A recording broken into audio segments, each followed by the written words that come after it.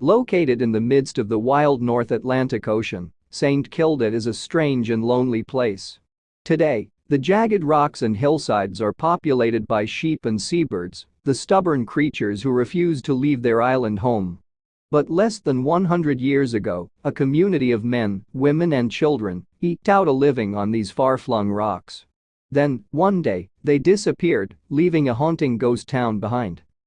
After this barren rock settlers finally fled, they left behind a ghost town surrounded by sea. Of course, life on St. Kilda, like in many remote places, was never easy. As the locals battled against harsh winters and devastating storms, they had little to sustain them. And while the march of progress continued in the modern world, the people on this archipelago remained stubbornly stuck in the past. For centuries, the residents of St. Kilda lived a life almost completely cut off from the rest of civilization. Hunting seabirds for food, they dug ramshackle homes out of the peaty soil, sheltering between the churning ocean and the rocky peaks. But today, these cottages stand empty, a huddle of eerie relics from a forgotten past. So what happened to the families that once called St. Kilda home? And why did they abandon their village to the elements? The answer reveals a grim truth about the remote reaches of the British Isles and a way of life that has now vanished into the mists of time. An archipelago of 4 islands located more than 100 miles off Scotland's western coast, St. Kilda is considered the most remote spot in the British Isles. In fact, there are 40 miles of ocean between its wild shores and the nearest inhabited place. Northeast. And even today, the fastest boat crossing takes 2.5 hours. Historically, of course, the crossing would have taken much longer. As a result, the archipelago, which is technically part of the Outer Hebrides, has always been isolated from the other island communities. But that hasn't stopped hardy souls from making their home on its rocky shores over the years. The first, experts believe, may have arrived as many as 7,000 years ago, leaving behind fragments of ancient pottery on Herta, the largest island. And by the time of the Bronze Age, it's believed that there was a permanent population here. Amazingly, for the next 2,000 years, there would always be people living on St. Kilda. Later, in the 9th and 10th centuries, the Vikings arrived on the islands, passing through on one of their epic voyages by sea.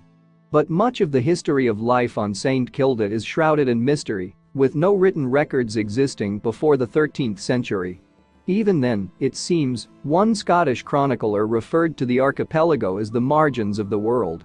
Cut off from the rest of Scotland, the inhabitants of St. Kilda developed their own way of life to suit the challenging conditions of their island home. And as a result, they clung to the older, Druidic beliefs for far longer than their contemporaries on the mainland. Nevertheless, by the 1600s, 3 chapels had been built on Herta, serving a community of some 180 people. Life on St. Kilda, then, has been established for a very long time. So why do the cottages of Herta lie empty and abandoned today? Looking at the records, it soon becomes clear that the inhabitants of these remote islands were locked in a permanent struggle for survival. Was it one, perhaps, that they eventually would lose?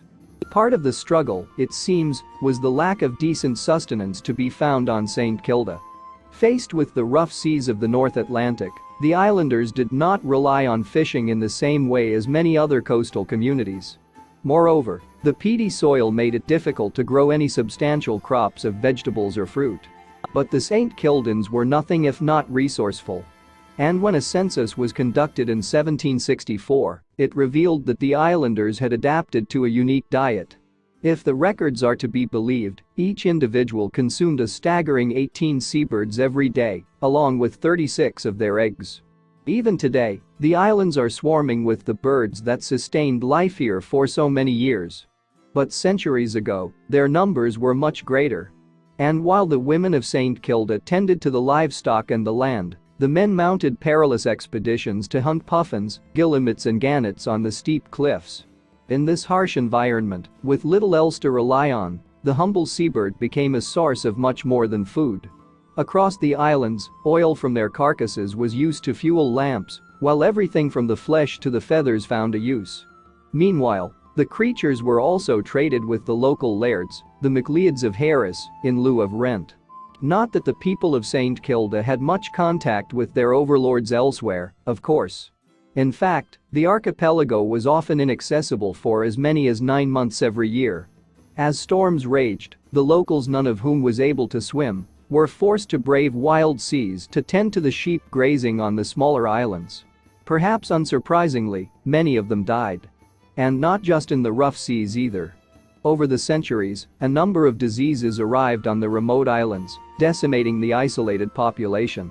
In 1724, for example, an epidemic of what is believed to have been smallpox tore through the community. By the time that the disease had been eradicated from the islands, there were only 4 adults left alive. And as they struggled to bury their dead, the future of St. Kilda must have looked bleak.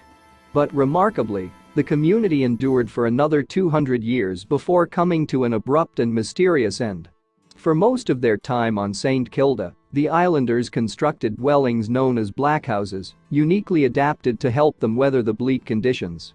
On top, heavy turf roofs helped to keep the structures warm, while foundations dug deep into the ground provided further insulation.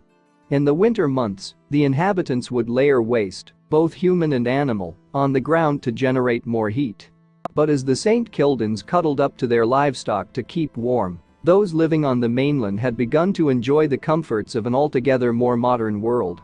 And in 1877 the first cruise ship arrived on Herta, bringing passengers to gawp at the islanders' quaint way of life.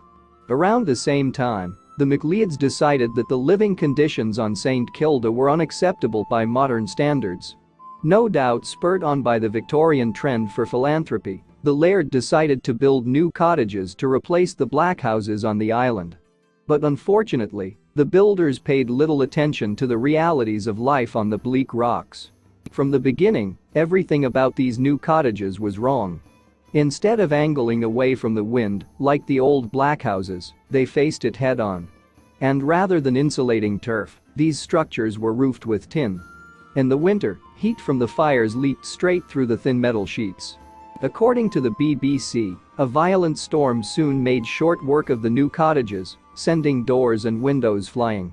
Unimpressed by these attempts at modernization, the islanders returned to the warmth and safety of the blackhouses.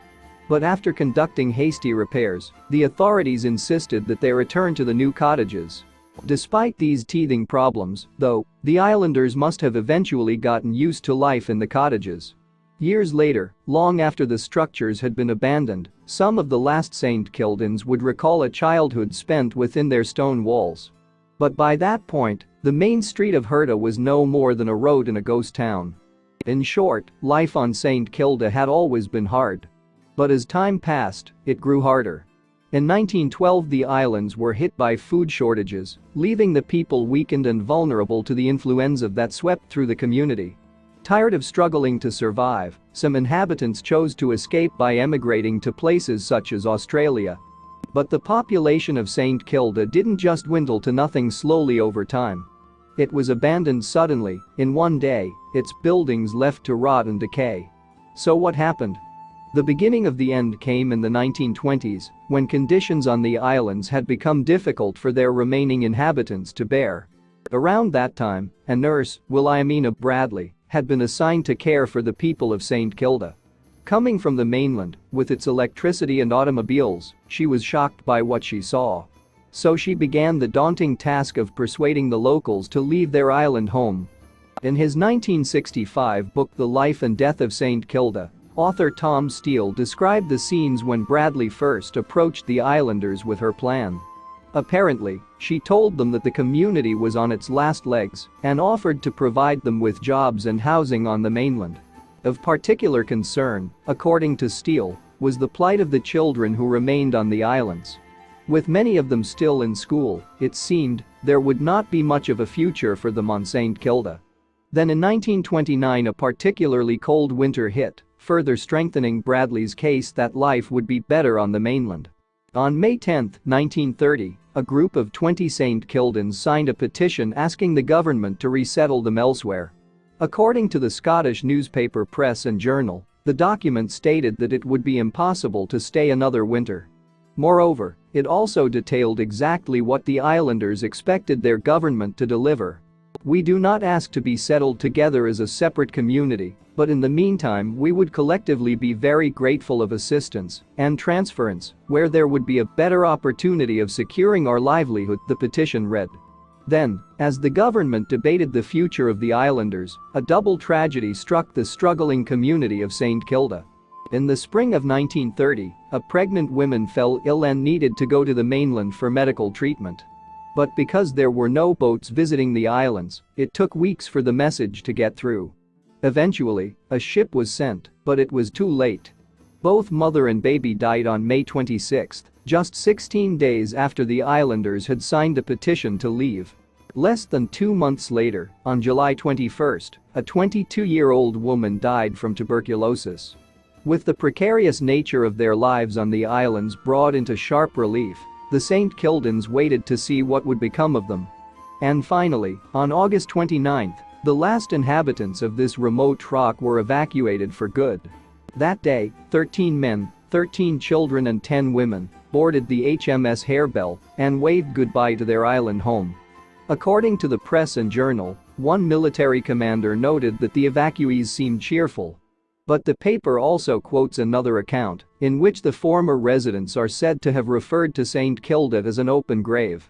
On reaching the mainland, the St. Kildans were mostly resettled along the western coast of Scotland, in places such as Lochaline, Oban and the Isle of Skye. But for some, the new life that they had been promised did not quite live up to expectations. In a 2012 interview with UK newspaper The Guardian, for example, former resident Norman John Gillies recalled his father's reaction to their new house. "This home is worse than the cattle byre I had on St. Kilda," Norman's father reportedly wrote in a letter to the Scottish office. "I understood from Nurse Barclay that we were to be situated in better homes, but this is worse than a dungeon hole." Meanwhile, others islanders found it difficult to adjust to life far away from their close-knit community. Eventually, though, the evacuees settled into life away from the islands. And for people such as Gillies, who was 5 when he boarded the Harebell, a whole new world of opportunities opened up before them. Aged 86, he mused, "My life has been tremendous. Much better than it could have been on St. Kilda." In the years since the evacuation, some of the islanders have made the long journey back to St. Kilda to visit their former homes. But once there, they have found something very different to the bustling community that they left behind. Today, the cottages of Herta are abandoned and overgrown, with many of them roofless and open to the wild Hebridean sky. Now, in the 21st century, a haunting sight awaits the few tourists who make it as far as St. Kilda. From the rough seas to the bleak hilltops, everywhere appears empty and forgotten. In places, soy sheep, an ancient breed that dates back to prehistoric times, wander the land where children once played. And in front of the ruined cottages, slates spell out the names of the last people to call them home. But although St. Kilda might have the appearance of a ghost town, it is not completely empty. In 1957, a military installation opened on the islands, housing a small number of UK Ministry of Defence personnel. And today, Herta supports a fluctuating population of government workers, National Trust staff and scientists conducting wildlife research. Meanwhile, on the mainland, the story of St. Kilda continues as well. In February 2020, it was announced that work would begin on a visitors centre on the Isle of Lewis, located some 40 miles east of the abandoned islands. Given that the last of the evacuees died in April 2016, projects such as this will be essential to ensuring that their story is never forgotten. Thanks for watching, and don't forget to like and subscribe.